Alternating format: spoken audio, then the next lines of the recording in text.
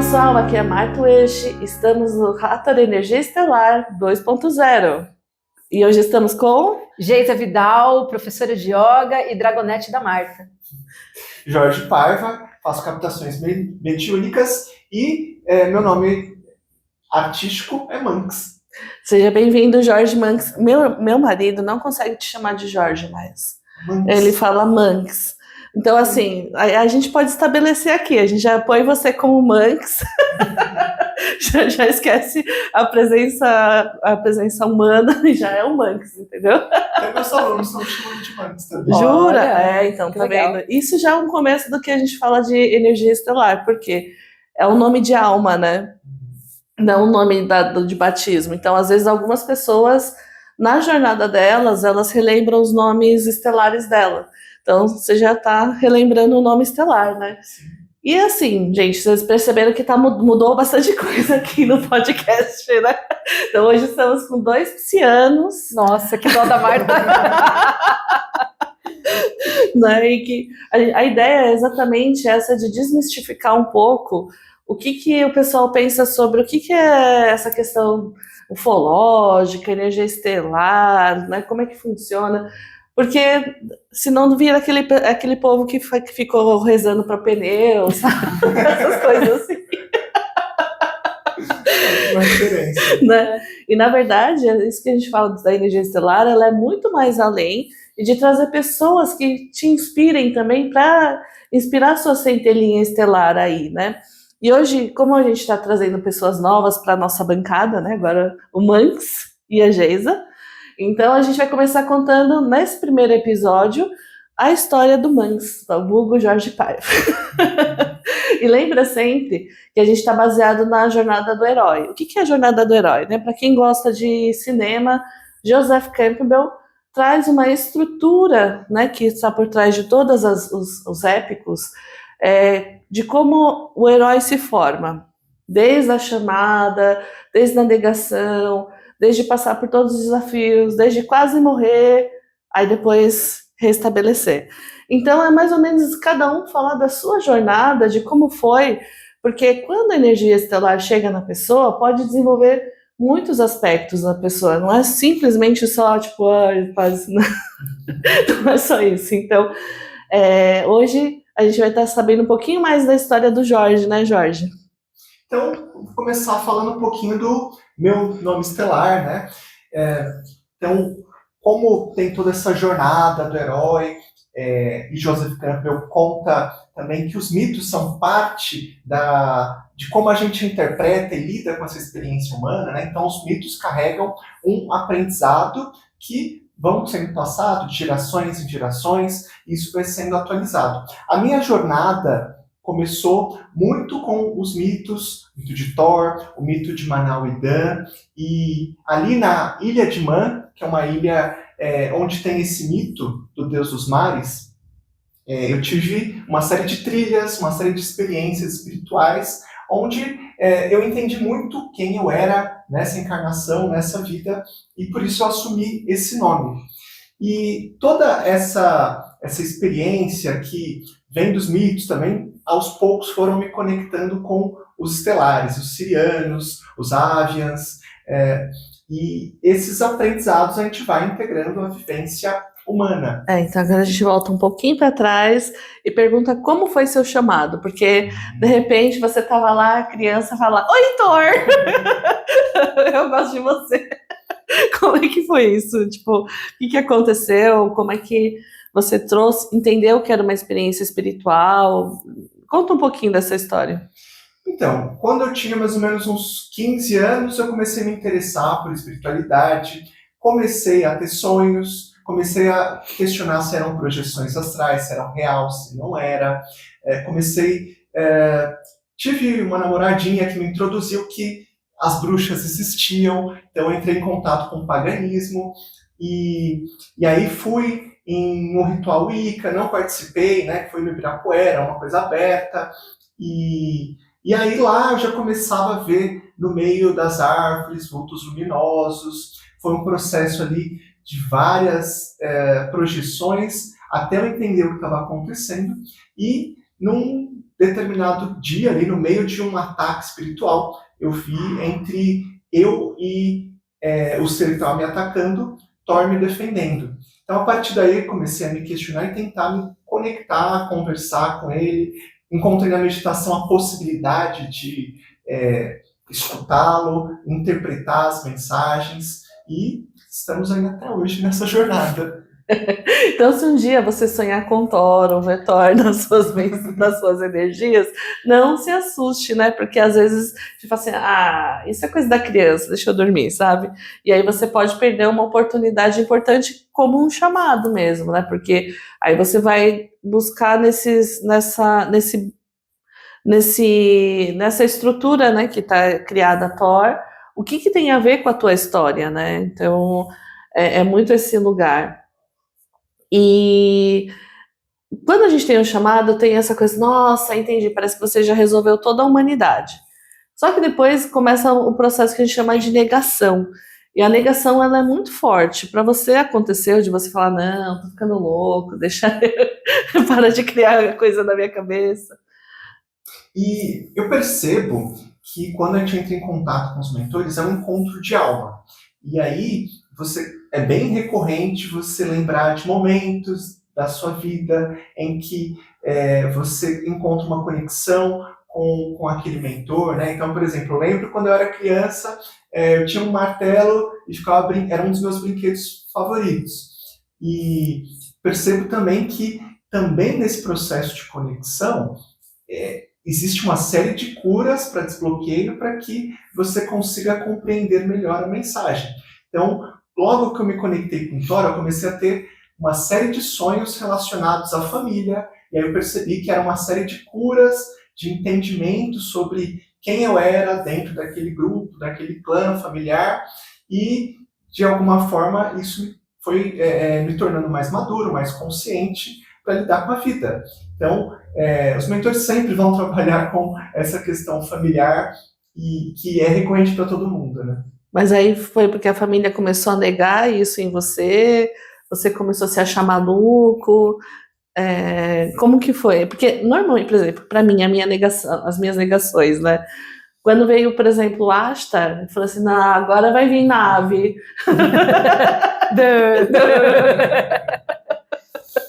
Né? Então eu falei, não, imagina, claro que não existe isso. E eu briguei muito tempo com essa visão que eu tinha, para depois um dia ele falar assim, tá, e aí agora, vamos trabalhar junto? Então, tá bom. Então, no meu caso, eu era muito novo, né, com 16, 17 anos, então teve muito a ver com esse momento de se assumir como homem maduro no mundo, né? Foi o primeiro emprego, os primeiros relacionamentos. Porque você tá tendo a sua vida normal aqui, isso tá acontecendo aqui, né? Aqui você come, vida normal. E aí essas experiências estão te ajudando a conectar a sabedoria estelar, os aprendizados de alma com quem você é aqui, né? Então. E é muito interessante, porque pelo menos para mim, como eu tenho ascendente Capricórnio, a negação é importante. Para eu entender que eu não estou fazendo porque eu estou obedecendo alguém. Eu odeio obedecer. Então eu estou fazendo porque realmente eu acredito naquilo, porque foi testado, porque eu coloquei até o limite do teste. Você chegou a fazer alguma coisa nesse sentido?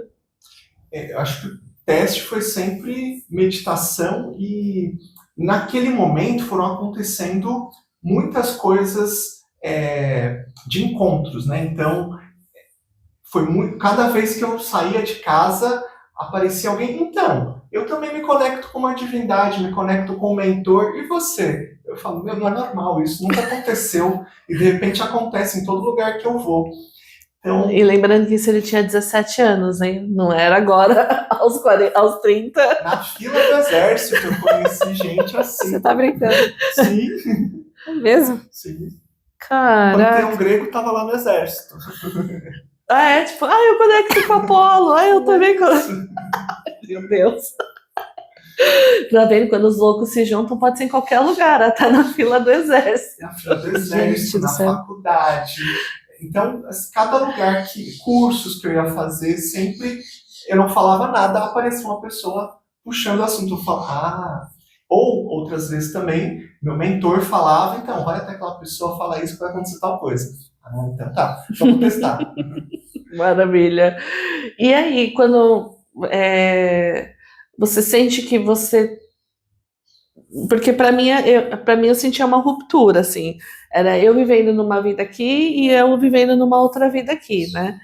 E aí tem uma hora que você sentiu uma ruptura, que você falou, não, agora eu preciso juntar as duas coisas, senão eu vou me sentir... Eu acho que teve momentos em que eu estava mais conectado com o mundo ao redor e o meu aprendizado estava mais nesse âmbito, e aí eu percebo que depois que eu estava lá com uns 23, 24 anos, eu percebi que algumas coisas eu precisava amadurecer para fazer esse trabalho de uma forma mais madura.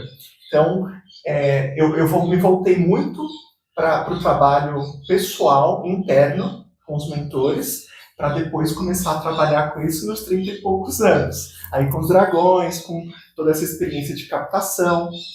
Maravilha. Gente, se vocês não sabem, o Jorge faz a captação do desenho do seu mentor, né? Além de outras coisas. Quer fazer tatuagem também. Meu caminho está muito ligado entre a união entre a arte e a espiritualidade. Né? Maravilhoso. E conta assim uma peculiaridade assim de uma história bem diferente que você já viveu dessas situações. Eu vou um pouquinho para as vivências então de viagens, né? Acho que a viagem já inicialmente é simbólico, né? E quando eu fui para a Ilha de Man, foi uma experiência em que eu cheguei para uma trilha e cheguei nessa trilha, estava fechada as portas, né? Era uma trilha que passava por cercas, tal, tinha um indicativo, tal, mas já estava fechado. E era o único dia que eu tinha para chegar nesse círculo de pedras. Fui olhando para o céu, fui seguindo os corvos, e eles foram meio que direcionando. Então eu subia num lugar mais alto, via a pontinha do monumento e ia adiante. Aí andava mais um pouco, via os corvos indo para outra direção, e eles foram me guiando até esse monumento, que era um círculo de pedras. No centro desse monumento tinha uma pena de corvo, e atrás do monumento tinha os ovos, né? Então tinha todo o ciclo da vida do corvo ali nesse momento ali da minha viagem. Então, nessas trilhas, teve essas conexões xamânicas, teve uma outra trilha que eu me conectei mais com Manauidã, teve um momento ali muito forte que eu me conectei com o polvo, né? Então, também foi uma outra jornada xamânica, em frente ao mar, num desfiladeiro ali, né? Que foi um processo de compreender todo esse movimento, essa capacidade de, às vezes, precisar se esconder, se transmutar também do corpo. Então, do povo. Do povo. Não, mas é interessante porque aí vem o seu nome estelar também, então, né? Porque é da Ilha de Man, daí é Manx. Isso, né? Quem nasce na Ilha de Man é Manx. Entendeu? Então, ele descobriu o nome estelar porque aí vem essa profundidade, né, dessa compreensão, e é muito interessante porque você conta como se fosse muito fácil, né? As pessoas quando elas falam assim, ai Marta, mas isso porque a gente dá pêndulo e ensina a pendular, né? A pessoa, mas será que eu vou? Será que eu não vou? Será que eu não vou? E ele vai lá, tem passarinho voando, voa atrás. Só passarinho, deixa atrás. Então, realmente, quando é de alma, é uma conexão muito profunda que você sabe que tem que ir e ler os sinais, né? Então, é bem interessante essa conexão que você faz, né? Porque é achar um pedacinho de você ali, do seu pedacinho original, né? Normalmente, os seres estelares, eles se sentem bem fora do círculo que é apresentado para a gente como, entre aspas, o normal, né? Então você cresce, você casa, você vai trabalhar 30 anos naquela empresa e você vai morrer. É o que dizem, né? Então, normalmente as pessoas se sentem muito desconectadas. E você se sentia desconectado nesse sentido? Tipo, de seguir o padrão, o que era colocado? Eu sempre tive uma motivação que era buscar a realização pessoal no trabalho. E aí, é uma dica. Isso foi me levando para muitos caminhos, né? Eu sabia que era com arte, mas aí eu comecei a transitar. Primeiro entre o quadrinho, entre a ilustração, depois a tatuagem, né? E depois com as captações. E é legal que o símbolo da Ilha de Man é o Triskel. Ele foi a primeira tatuagem que eu fiz e depois, posteriormente, nos atendimentos com a Marta, a gente acabou descobrindo que era o símbolo que estava na minha armadura élfica em outro planeta, né? Então... Claro! Então, todos os pontos vão se conectando para você descobrir a sua origem, o porquê você se motivou. Às vezes eu faço uma captação e aí, de repente, no meio do atendimento, o cliente mostra uma tatuagem dele e fala: nossa, mas isso que está no desenho lembra tanto o símbolo que tem aqui na minha tatu. Ou lembra, às vezes ele até tem um mentor tatuado, como já aconteceu. Eu estava lá nesse dia. Sim. Aliás, você também teve seu mentor desenhado, né? Tive. E aí, como é que foi, Gê? Tive. Foi muito legal, porque o mentor que ele desenhou é uma pessoa que eu sempre sonho com ela. Eu já tinha sonhado várias vezes com essa figura aí, com esse... É um rapaz, assim, né? Meio loiro, tal, alto. E quando ele desenhou, eu falei assim, caraca, é ele. E aí, rolou mais alguma interação? Ou ele só fala, oi, Gê, tchau, Gê? Não, acho que ele não me aguenta, só... Eu digo, ai, caraca, ela me descobriu. Que às vezes você pode até dar uma aprofundada em quem quer Sim. ser, o que ele quer com você, do que ele se alimenta, onde come, onde dorme, pois é. Importante. Gente, é muito interessante essa parte, porque muitas vezes as pessoas esperam que as experiências estelares espirituais sejam coisas assim, tipo, uau, vai aparecer um monte de luz e um monte de nave, não sei o quê. E às vezes é só o fato de você se reencontrar com você mesmo. Então, trabalhar, quanto menos expectativa você colocar nos contatos espirituais, porque na verdade os primeiros contatos espirituais para que a gente saiba que a espiritualidade existe é o obsessor. Nossa! Pra que isso? Porque é ele que está na vibração mais próxima de quando a gente está aqui. Então a gente vai ver primeiro o obsessor, a gente não vai ver o nosso mentor. Por isso que aí todo mundo fala, a gente entra na espiritualidade pela dor, porque começa a ver o obsessor, não consegue dormir porque tem um carinha na porta. Normalmente a história é sempre essa, né? Começa a sentir cheiro, começa som. Som, né? Começa a fazer... E aí, na verdade, isso é só para você ter certeza que existe o mundo espiritual.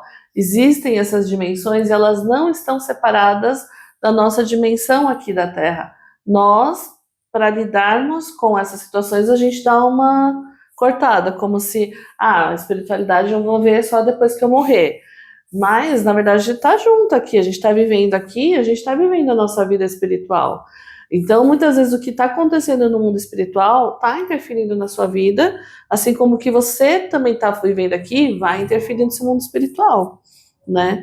E aí, para você hoje, como é que é? Porque hoje, a Graça falou, ele é aluno do Dragão, já fez apometria, e aí para você, quando tendo essas ferramentas, como é que fica? Antes de ter essas ferramentas e quando você desenvolver essas ferramentas?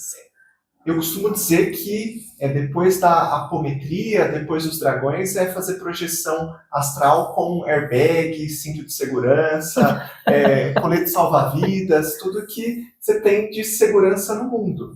Porque eu comecei a projetar de forma mais intuitiva, às vezes procurando coisas na internet, e eu comecei, muito antes de começar a ler, eu comecei a testar as coisas na prática.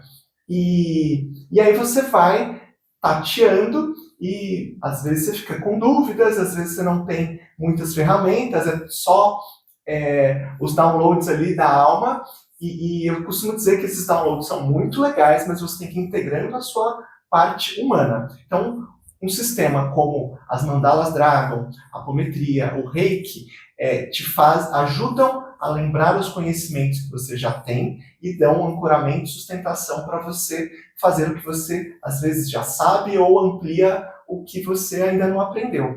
Então, isso me dá segurança para fazer isso com tranquilidade, fazer uma captação sabendo que a gente está conectando realmente com o mentor, com alguém que está compromissado com o aprendizado pessoal, porque o grande motivo da gente ter essa conexão estelar, com o mentor, com todo esse contato espiritual, é trabalhar o ser humano.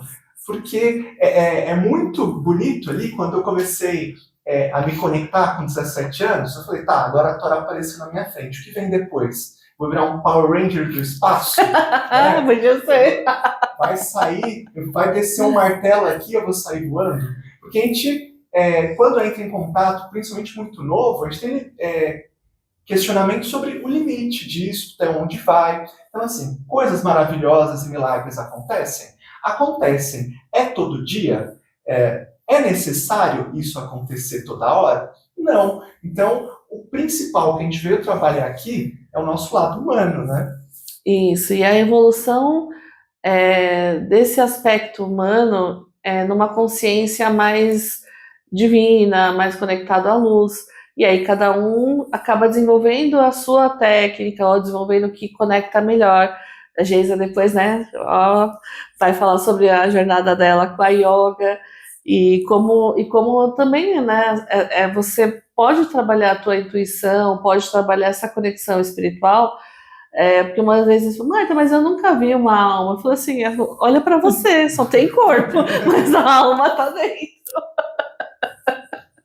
Né? Então, nós somos seres com uma alma dentro, e essa alma, ela se movimenta, ela quer aprender, ela quer desenvolver, né? Ela quer limpar karmas também, quantas karmas que a gente veio para limpar.